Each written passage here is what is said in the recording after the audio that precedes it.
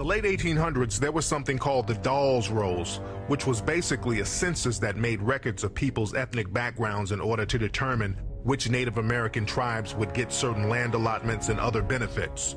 After slavery, many black people were associated with some of these tribes by bloodline, through marriage, through adoption, and even servitude.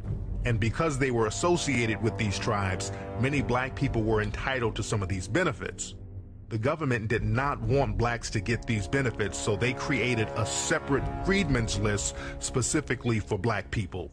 They also started to list any full-blooded Native American who had African features as black because they didn't want them getting those benefits either.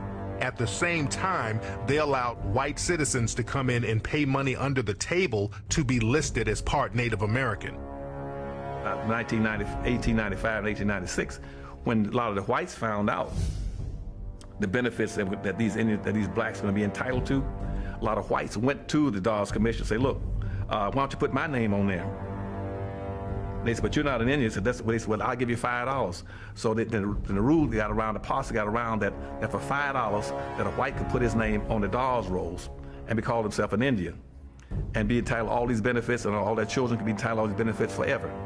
And so that became known as what's called a $5 Indian.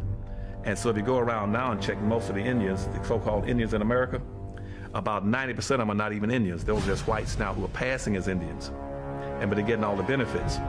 And they're not paying any taxes, getting free college education. They put up a little reservation on the land that they don't live on. They have another home off and get all kind of benefits.